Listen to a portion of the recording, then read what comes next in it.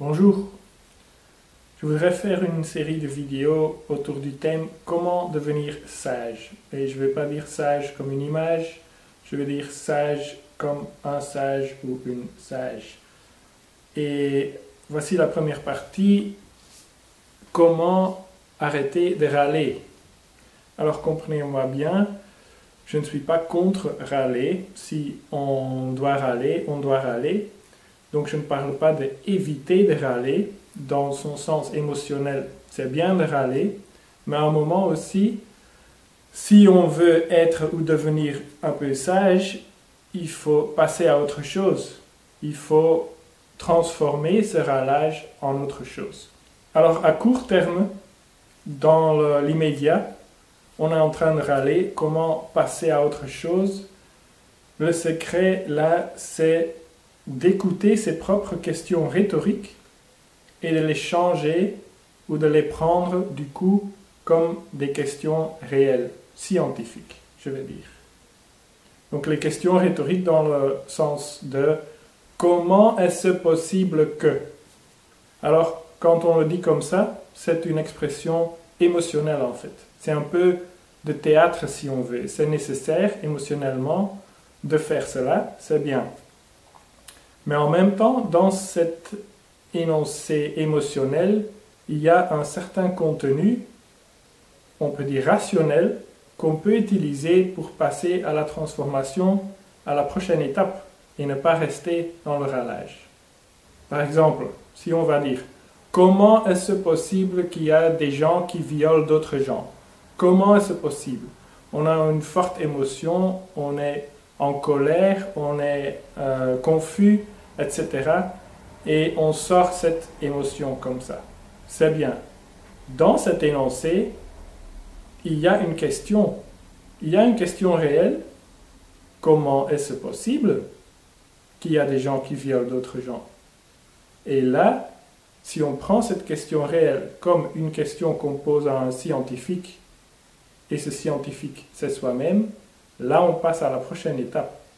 La prochaine étape, c'est de vraiment faire des recherches sérieuses de comment est-ce possible qu'il y a des gens qui violent d'autres gens. Comment est-ce possible? Est-ce que ça a à voir avec la neurologie? Est-ce que ça a à voir avec l'éducation? Avec les deux, etc. Et on peut commencer à faire ces recherches. Et c'est sûr et certain que si on fait ça bien, on va apprendre des choses sur des thèmes qui nous importent énormément. Et on va apprendre beaucoup là-dessus et on va passer d'une confusion qui s'énonce à chaque fois comme un cri émotionnel, comment est-ce possible, à des compréhensions. Et c'est ce chemin qui est le chemin vers devenir sage. Comment est-ce possible qu'il y a des politiciens tellement corrupts et que les gens votent pour eux?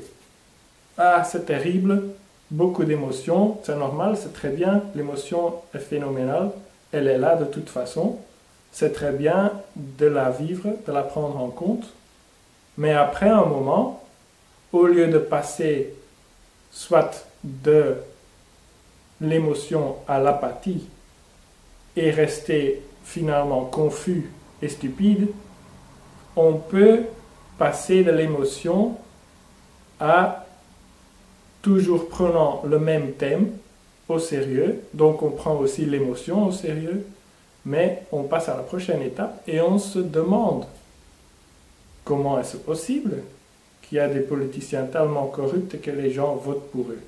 Comment est-ce possible?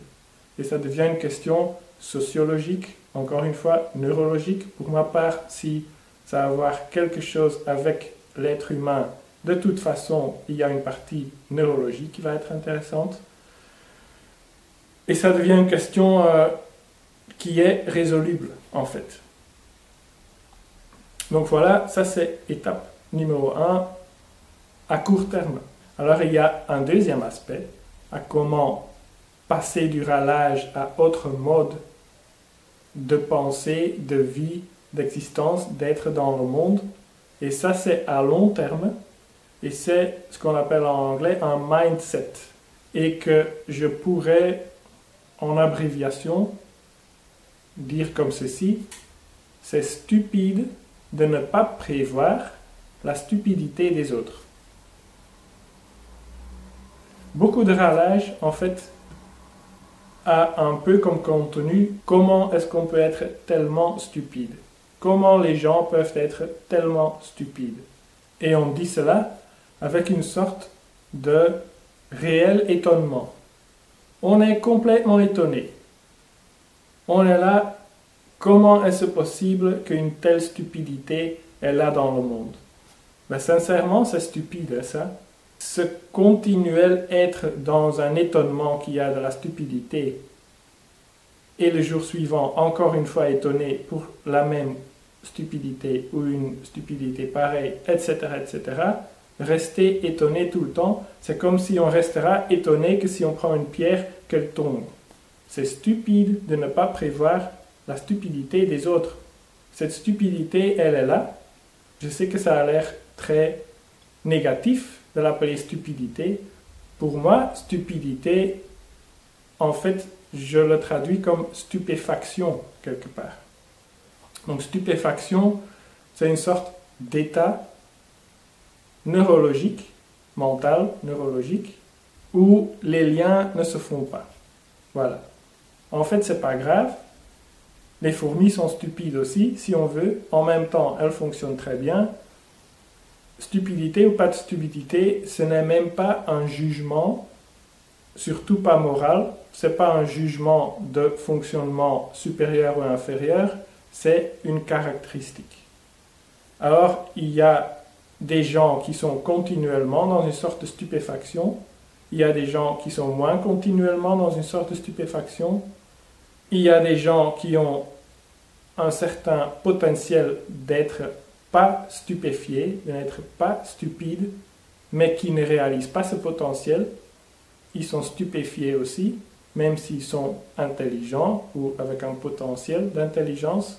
Il y a des gens avec un potentiel plus bas, on va dire, d'intelligence, mais qui ne sont pas stupéfiés, qui sont lucides.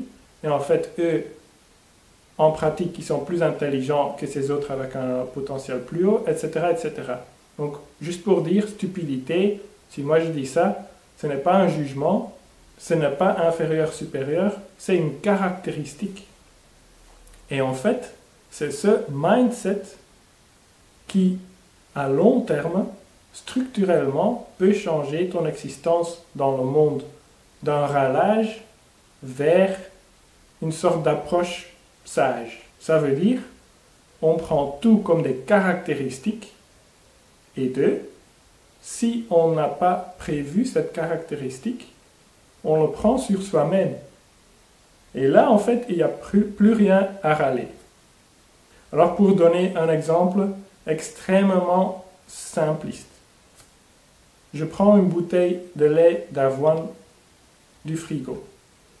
Je la secoue, parce qu'il faut la secouer, et le bouchon n'a pas été bien mis par la personne qui l'a utilisé avant moi, et je jette du lait d'avoine partout.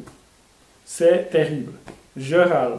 Ah, comment c'est possible qu'on ne met pas le bouchon là-dessus? Si je suis dans le mindset de que c'est à moi de prévoir ce genre de choses, alors au lieu de rester dans le râlage, ou même au lieu d'aller dans le râlage pour commencer, je me dis, la prochaine fois, il faut que je vérifie si le bouchon a bien mis avant de secouer quelque chose. Non seulement à ce moment-là, je passe le râlage et je passe à autre chose, en plus, j'ai appris une leçon et la prochaine fois, je ferai mieux. Et donc, j'éviterai même la situation qui pourrait donner lieu à un râlage. Exemple plus grand, comment est-ce possible que les gens foutent en l'air la nature, les écosystèmes, etc., en jetant plein de pesticides? Si je prends ça sur moi et je me dis, ok, c'est une caractéristique des gens, manifestement, de faire cela, alors aujourd'hui, ils savent ce qui se passe avec les écosystèmes. L'écologie n'est pas un secret. Ils savent lire, il y a tous les conseils d'utilisation et les périls marqués sur la bouteille, etc., etc. Et ils le font toujours. Ok, c'est une caractéristique des gens de faire ça, où ils ont certaines caractéristiques qui résultent dans un comportement pareil.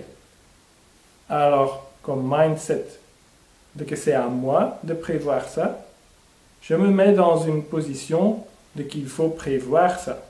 Et en fait, si on ferait ça, si les scientifiques dans le monde, tous, si les inventeurs, les ingénieurs, etc., tous feraient ça dans le monde, on n'aurait plus ce genre de problème. Voilà. Dites-moi ce que vous pensez de cela, vos expériences, vos remarques, vos questions, etc., dans les commentaires. Encore une fois, un énorme merci à tous ces gens super gentils qui mettent des likes, qui partagent, qui s'abonnent, etc. Vous êtes vraiment super géniaux. Merci à vous. Vous savez qui vous êtes. Et à la prochaine. Salut!